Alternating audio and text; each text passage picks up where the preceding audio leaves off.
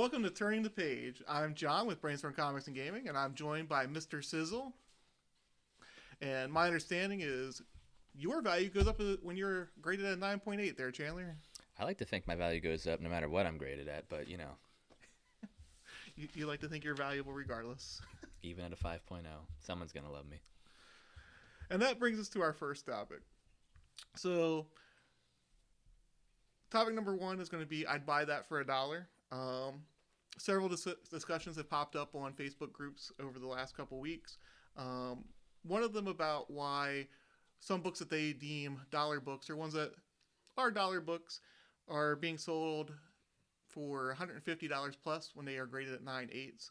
A lot of these books that they're talking about are ones from the late 80s, early 90s, because of the plethora of them out there. Is this as ridiculous as it seems at first glance? I think possibly at first glance, but I think, as we've mentioned, a lot of people in those Facebook discussion posts, they do like to, anytime something goes slightly askew not their way, they do like to rabble-rouse and get angry and everything. But at the end of the day, the market kind of dictates what something's worth. If people are saying that, 9.8 on that book, even if you thought at the time, if you were alive when it was out, that it was a garbage book and not worth anything, if somebody slaps a 9.8 on there, puts it in plastic, and says now it's worth 150, 200, at the end of the day, whether you like it or not, that is what it's worth. So I'm going to go a little bit deeper into this. One of the books that they were talking about was Wolverine number 8. I don't know whether you're familiar with that one. It's Wolverine is Patch standing next to Grey Hulk, and I don't think that one's even really a dollar book. I think it's like a $10 book, maybe a $15 book. Still not like overly. Not crazy, but more than $1. Yeah. I think one of the things that they're discounting is that covers matter a lot now, especially if you're getting it slabbed. If you have a cool cover, you're going to want to put it up on your wall. You may not want to put a key issue up on your wall, but a book that has an awesome cover that you're like, wow, look at this. One that when your friends come over, might interest them. You don't need to have insurance on it because it's so crazy expensive that if something did happen to it, it would be sentimental loss, but it wouldn't be a huge financial loss. Exactly. Going deeper into it, so one of the complaints about it is, it has a high print run, whatever it was at that point, 500,000, a million. A lot of speculators at that time were buying 10, 20, 30 copies of a book because like everything was going up in price. Kind of like today, as soon as a book comes out, it goes up in price. A lot of those speculators have either died because they were like not necessarily younger guys when they were doing it at that time. Somebody had to inherit those books. Either they got thrown away, or maybe donated to like the kids or grandkids or nephews or whatever, taken to a comic book shop and maybe sold to the comic book shop at that point. Some more were probably in storage lockers or what have you. Again, if they defaulted on their storage locker, that put up for auction, maybe nobody bought them, maybe somebody did. I know auctions are big today, but before like the last 10 years, I don't think they were as big as prevalent as they are now. Yeah, because Storage Wars obviously has helped elevate that a lot. Yeah. So a lot of those were probably damaged or trashed as well. And then we also have this normal attrition of books. If you have them in the basement, a water pipe leaks, or your 2-year-old gets a hold of them, or what have you. There's a natural attrition to the books. So, I mean, whatever percentage you want to say you lost to those, let's say it's like 25%. So let's go to the ones that actually made it to the comic book shops on the secondary market.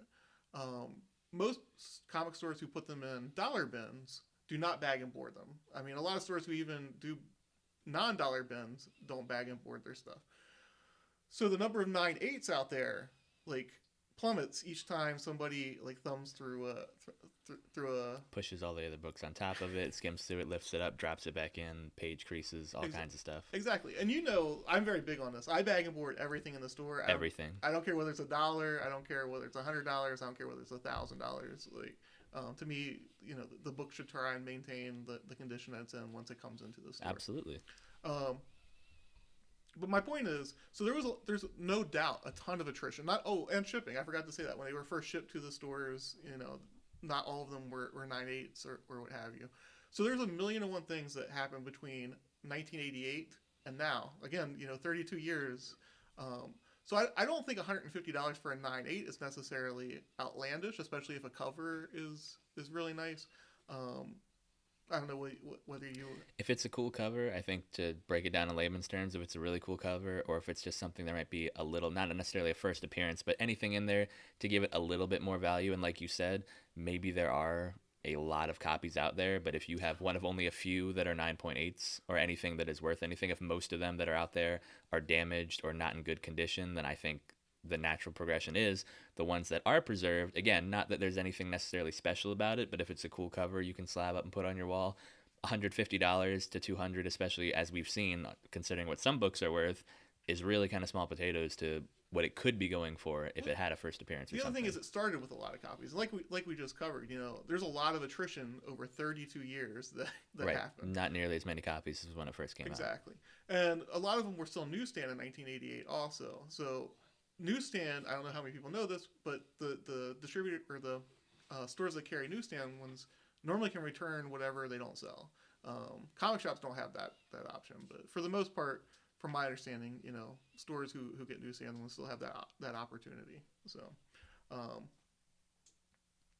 don't know if you have anything further. So you're saying people should be looking in the gutters of New York for some of these things that fell off the newsstand? Yes. You might just get lucky, and you won't have to spend $150. Well, normally they get their covers ripped off and that's how they return them. They don't return the whole book. But. Oh, that's terrible to hear.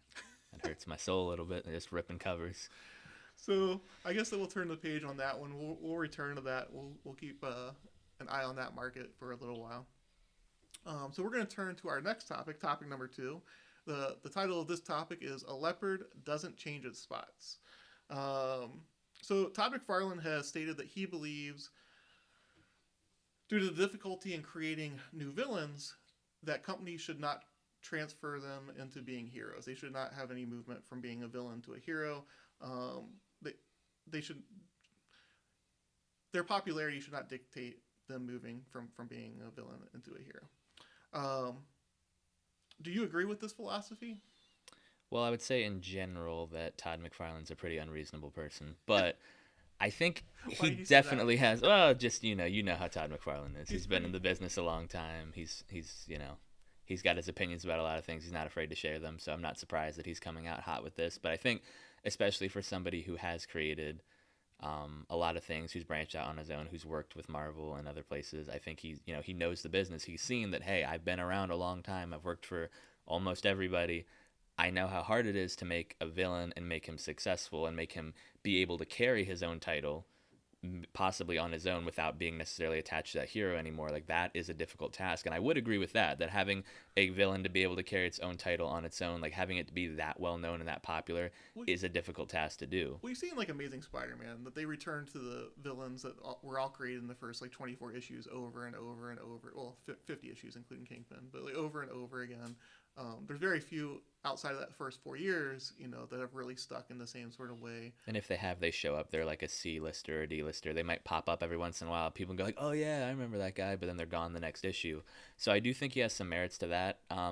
In terms of Venom, who he was talking about, I kind of fall back and forth because, there's been a lot of surgence right now of people who started off as heroes or even anti-heroes kind of coming a little bit more full circle over to hero. I know Harley Quinn's got that going on right now. Some people don't like it. Punisher, a lot of other characters moving forward. And if they hadn't done that with Punisher, he would be a lot less problematic today with the things that, why they don't want to use him as much as they had, though. I would agree with that. I think he does have a point that it is hard to make a villain, and when you have a really, really good one, to kind of completely 180 it, and regardless of how you get there. And obviously they didn't just say, okay, Venom's a good guy now. Like, obviously there's character development, there's growth, there's a lot of good storytelling involved, but I do think he has a point that it is very difficult. So to kind of lose that and to ship that out and say we're willing to take the loss on that because we have other villains, well, you do, but do they have the same credence, the same value, like valuability that Venom would have to be able to carry his own book? So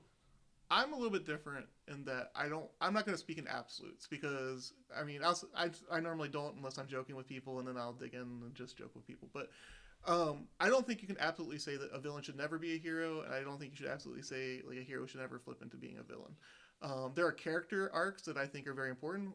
The one that, you and I go to often is how he became a villain and he kind of redeemed himself. What are you talking about? That didn't happen.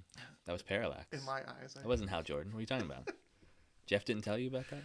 So, I think he robbed some characters of like their character arcs and robbed people of good storylines also. Eddie Brock kind of redeeming himself over the years, like it's you know he doesn't want to be a bad guy per se, like redeeming himself through trying to be a hero, not always succeeding. Um, Kind of being like the sad sack kind of guy at a lot of points. Um, so like I said, I don't necessarily agree with Todd, but I don't disagree either. Like I said, I don't like speaking in absolutes. I think that once you tell that story, however, it would probably be better if you shifted them back into the role that they're better in. Um, Kind of like what Marvel does with Magneto. Like depending on the year, he's either a hero or a villain. Depends on what mood you catch him in, but I'd agree with that. I think definitely you don't want your villain to be one note, because after a while, no matter how cool his outfit is or how cool his powers are, if he's only the same thing over and over again, I'm here to take over the world. I'm here to take over the world. I mean, you see it all over the board with Lex Luthor now. Sometimes he's worked on with the Justice League now. He's flipped back and forth. You definitely need to have character growth, even if they regress and go back to their ways. As long as that character development stays with them, you don't want to have the same one note over and over again. And the other thing is sales do matter, and Venom is a top 15 book right now. I mean, clearly they're not going to leave money on the table and not do something like that. Right. Now Venom did take a lot of time to find the right writer, I think, to really delve deeper into his character. But I don't know if you agree. Yeah, I agree. I think Donny Cates has done a really good job with that. I don't think anybody could have just picked him up and done what he's done with the character. But I think you're right. I think it needs the right artist, the right writer on the board to make that right story, to move that character development along. You can't just randomly decide, okay, we're starting on a path now, gotta make you a good guy. Like, it has to have a storyline people are willing to believe and that people like at the end of the day. Yes.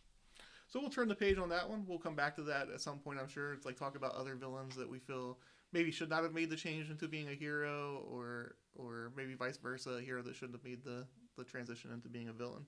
So we're going to move on to topic 3. DC is no longer holding the line. DC has announced they are raising the prices on their titles with 32 pages from $3.99 to $4.99, and their 40-page books from $4.99 to $5.99. I know you're a huge DC fan. I'm a huge DC fan. Is this the right time for a wide range price increase? Is there ever a right time for the fans for a wide range price increase? So what I will say is that it's not happening immediately. It's going to start in June. So anybody who's looking for next week and freaking out for their, we have a little bit of time before we, hit the panic button and we go into mode there. I will say it is a small price increase. I know that obviously nobody wants to pay more for $1. A lot of people, especially in the older group of comic book fans, already say that $4 is way too much for a comic book anyway, because they remember back when it was 25 cents or whatever, and that's kind of a ridiculous argument because it's obviously never going to go back to that small a margin. But I think for them right now, it is a very precarious time, and I can understand from a business standpoint why they feel like they might need to increase the prices. I don't know if right now is the best time, but you also have to remember that every time they've had this big event, New 52, Infinite Frontier, Rebirth, they dropped the prices, had a set price, so this is what it's going to be, and like this is the new normal. And every time it's kind of gone back to fluctuate what the normal is. I mean, Marvel also has a lot of $4.99 books and things like that. With the $5.99 books, it is 40 pages. You are getting a backup story. Whether or not you agree if it's a good enough backup story to warrant that extra $1 on there, or if you even wanted it in the first place, that's a whole other argument to be had. But I can understand why it's happening, but I can also definitely understand why a lot of fans are like, look, we're still giving you a chance. You've done a lot of things over this past year that we haven't necessarily agreed with. We liked what you were doing, and now very quickly into it, you're already going to be increasing the prices. So I can definitely see both sides of it. So I think there's a lot of stressors that we're talking about here. Number one, digital. I mean, a lot of people your age generally go towards digital more than the physical copy. And they've given arguments about that. Like, I don't have the space for hard copies. It's just as easy for me to read on there and then just forget about it because I don't want to go back and reread it. So I think that's one of the stressors on it. Another thing that people mention often is when Life magazine started, it was the same price as comic books. Now Life magazine, or magazines of the similar nature are like $8.99, $9.99. Obviously comics are not hitting that price point. Well, some are, the 100 pagers and all of that. Special event books like that, but for the most part, No regular monthly book. So, like I said, I mean, so the magazines are the same sort of thing. That they went on a totally different trajectory in terms of price than than comics. And this has been a thing since like in the '70s. They talked about that, like, hey, you know, for those magazines, it costs you $2, and ours costs 15 cents, 20 cents. Um, the other thing is DC has to make up their dollars in other ways because they have a limited range right now. It's true. A lot less books than Marvel and even Image and some of the other smaller companies. Now, of course, I mean, I understand the consumer saying, well, it's not our fault you have less books out there. I Right. want you to have more books. Right. We would buy them if you'd produce them. So I'm not saying this is like don't complain about it. I'm just saying that There business are reasons as to why they did it. It wasn't just because they were like, haha, in your face, pay us more money. And then the other thing is, overall, talent is paid a lot more today than what they were before. Oh, yeah. I mean, they're given royalties off of like the graphic novels. They're paid more up front. They're paid. I mean, so I mean, there's a lot of reasons as to why the comic prices keep increasing. Do I wish that it would stay at $3.99 or maybe even a little bit less? I do. I know Todd McFarlane has given an interview recently, and he said that, you know, as far as he sees, he's going to stay at $2.99. He said he's willing to take a little less money home in order to sell a couple more books. Well, it's easy when you got all that action figure money coming into you. I would say DC's not hurting in terms of... Oh, I wouldn't say either. They're still a very large company. I'm definitely not going to be arguing on the side of the company, especially as somebody who is a buyer and who gets the books. But like I said, I understand both reasons. Do I still love the decision? No, I'm the same with you. I wish it was $3.99 for everything. You know, maybe on those big 100-page books, obviously a little bit more. But for a 32-page book, like, it would be great if it would all across the board, not just DC, everywhere with $3.99. That would be wonderful. But at the end of the day, like, it fluctuates. Like, sometimes it's more, sometimes it's a little bit less. I had buying all my DC books at $2.99 for, you know, a good 6 months to a year for a while. So yeah. It kind of comes and goes. That's kind of the way it is right now, and some of it you just kind of have to deal with it. So we'll turn the page on that one. We'll return to it as things develop with that. Obviously, like you said, it's still 2 months away, 3 months away. So we'll move on to the big topic. There seems to be a war brewing. Seems like it's already started. Yes. Well, yeah, I guess the first couple battles have already been fought, and nobody has died yet, but we'll see. Stay tuned. So Diamond has lost DC Comics last year. Scout Comics exited their exclusive deal with Diamond, so now they're both Diamond and Lunar. And this week, Marvel announced that they are leaving Diamond for Penguin Random House. Do you see this being a positive, this war that's going on, in any way, shape, or form? Is any war positive, John?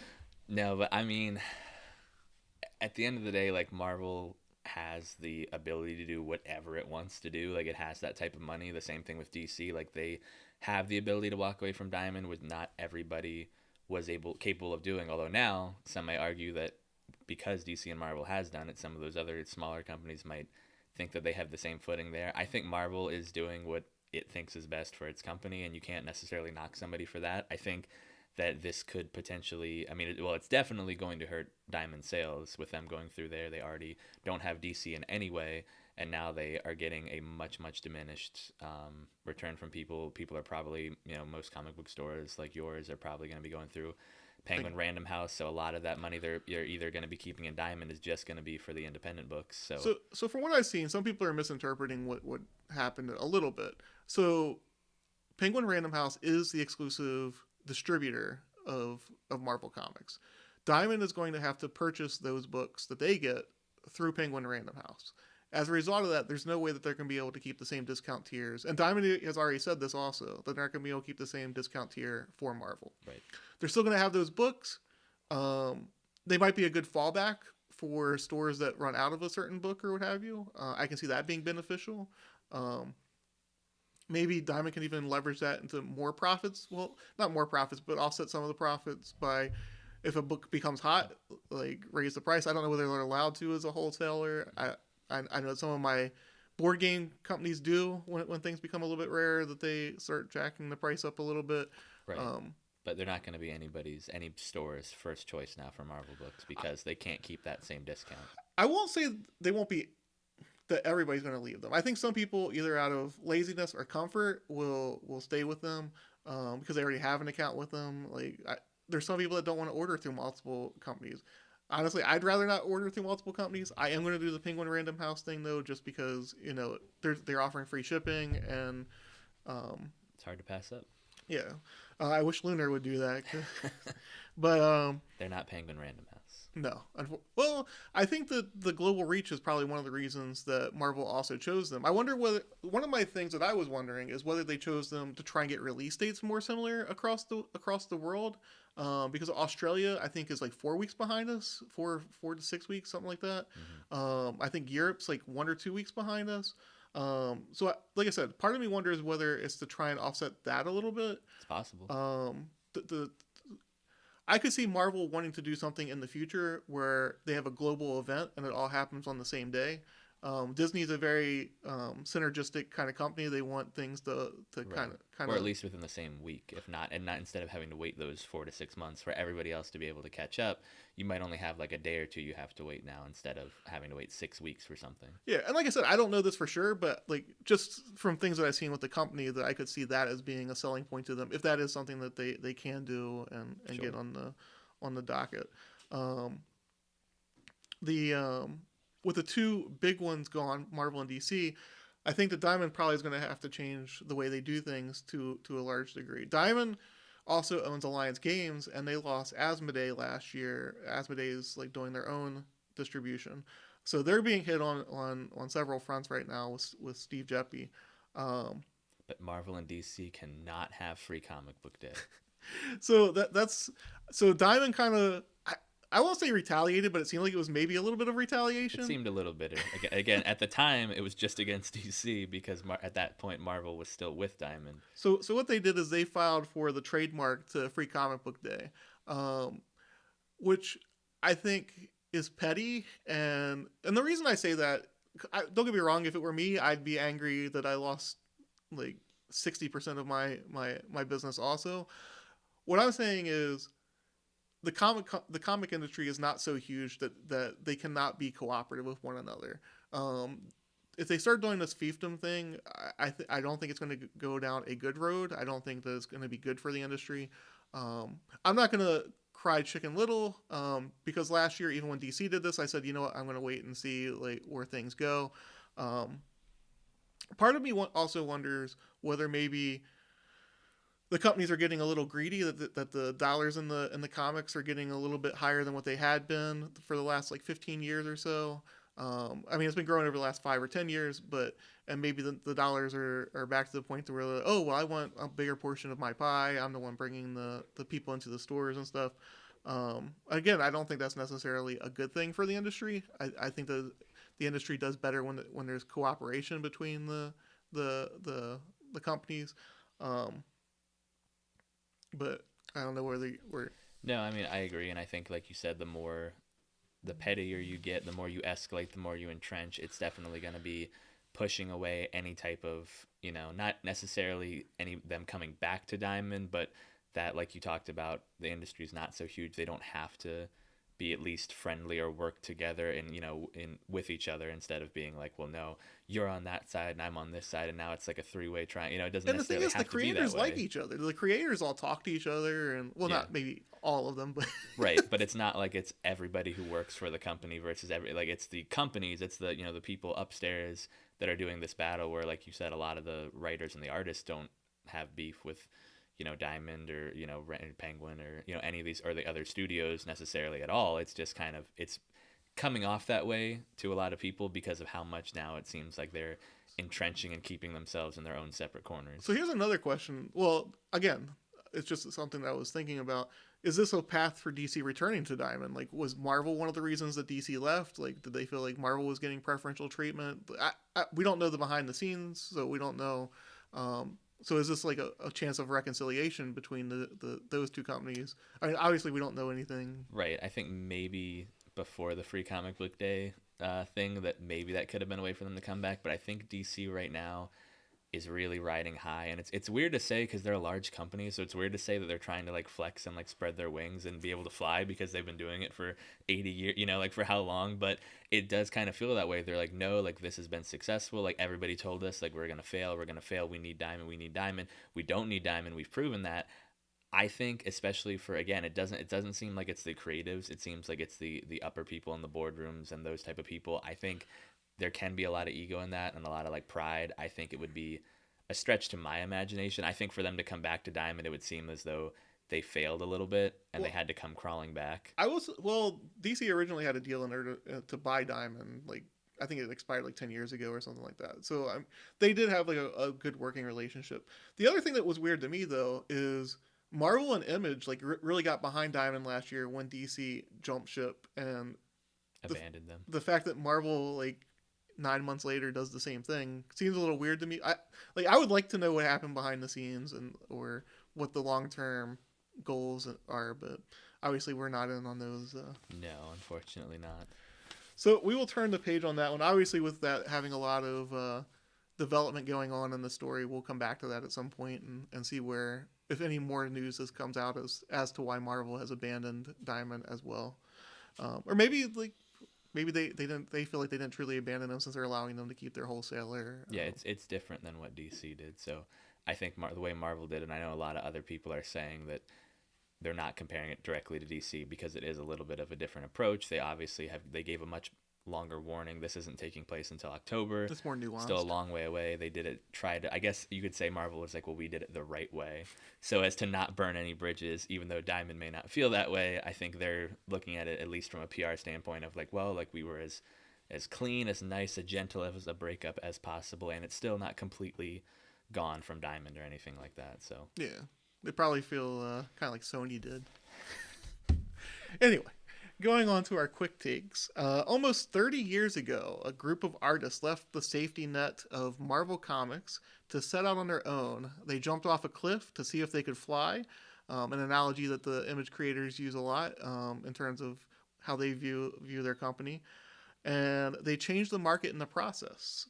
If Image were to start today instead of almost 30 years ago, which 6 artists would be needed to have that same sort of impact? You're going to give 3, and I'm going to give 3. All right, so we're going back and forth one at a time? We are going to do it one at a time. Okay. So I would say, like you said, I mean, it was definitely a big leap of faith, and they left and they soared, and it's forever changed the industry. I think you definitely need to have, it's hard to say household name because obviously not everybody reads comics, but for those in the know that they do, we always talk about digital and things like that, and obviously not all comics are strictly sold out in print and copy. Some things, online comics and things like that, are very, very popular right now, strictly online, and a big artist and creative force behind that in that online community is Mirka Andolfo, and I think that she would be really needed to help maybe bring some of that online presence, which she's already done a little bit with her books like Unsacred and things like that, to the print form. I know I've talked with people just by working in your store, and that they come in because they follow Mirka Andolfo, like on Instagram and Twitter. They read her online stuff. They come in just for the Unsacred books that's gone to print because they want to follow what she does. I think she has a very large online presence, which is something that you need to have even as a print company. Obviously digital is a big market for the comics right now, so I think Mirka Andolfo is a name that is well known and can maybe bring in some of those people who otherwise might not come into a store to buy a printed copy. So I'm going to give a little preamble before I give my first one. When I was thinking about this, I wanted to go with all young creators, and I could, same as the Image guys were mostly young guys, and I was like, there's no young artists to the same degree that had the same sort of like gravitas that at least not yet. Not yet. Right. Yes. Like those guys epitomized the industry at that point. They started at just the right time, and I think that they were very fortuitous and how powerful they were within the industry, mm-hmm. and the amount of dollars that were flowing in the industry at that point. So I also want to say that I excluded cover artists. I wanted to go strictly interior artists because, again, the Image guys were interior people. I was very tempted to go with 3 female artists. I ended up with only going with 1. We'll leave it up to the comments below if you can guess the other 2 that would have been made my list also. Mysteries abound. Mysteries abound. So my first pick, and it's one that I'm shocked that you didn't because you gave me your list, and I want to make you cry. Sean Murphy. Um, I forgot about Sean Murphy. Oh, the the guy is so powerful that DC gave him his own line. They his own were universe of yeah, things. they were like, okay, yeah, go ahead, do what you want with Batman. I love that universe. Yeah, that's why when you gave me your list, I was like, oh, I'm gonna make Chandler like this, even wearing your Batman hat. Forgot about Sean Murphy. He is definitely redefining Batman for this generation. I think what he's doing will be viewed in the same way that Batman, The Dark Knight Returns is viewed the way that Frank Miller did it. 100%. Yeah, I think people are going to be reading it like 20 years from now. Same as Dark Knight Returns. I think if I were starting an Image Comics, he would probably be my cornerstone. I think that's a really good pick, and I'm angry that you thought of it and I didn't. All right, so for my second pick, it's kind of, you could argue that it's cheating, but I always like to throw a curveball in there. So for my first one, I went with that online presence. For my next pick, it's going to be a name that most people who read comments, you know the name, and it kind of comes as a package deal of at least two people, but almost a whole family, and that would be the Kubert family. Obviously a well-known name in comics, but you also have that Kubert Drawing Academy, that school there. So I think not only do you have at least two, if you're going with just the brothers, well-known names that are, again, for their father, redefined a lot of comics, a lot of famous characters for both companies, but you also have that they have their Kubert Drawing School, so maybe they incentivize, whoever is like top of their class type of deal, whoever that may be. Hey, if you top two people, we can give you an exclusive contract right here for like a year or two, get some of that fresh new talent. Like we said, we don't necessarily see a lot of young artists that have that huge name brand yet, but maybe there's one there that we just don't know yet. They get first pick. Obviously you want to keep working with the people that taught you everything you know and brought you up in the industry. So I think they have their own staying power, but also they kind of have like a warehouse of other talent that they could easily ship right into the new company. Definitely a good pick. I think that they've also been in the industry for a while, so they definitely have huge followings. Whenever they go into a book, they normally bring at least some people with them. So my next one is one of the female artists that I was talking about, and that is Sana Takeda from Monstrous. I think as good as the writing is, I feel like the art is the real driving force for that book. That's not to diminish the writing. It's just that I feel like it's a very visual book. It's one that people, as soon as they see that art, they're like, I want to see more of this. I want to see like what else she can do and go down that path. I will also say that I think that Sana Takeda could also do more with be different than the Image guys, because I think the Image guys very much stayed within their wheelhouse. They came up with characters that were already similar to things that they were already doing, and I think Takeda has a little bit more range than that. So that would be my second pick. I think that's a strong pick.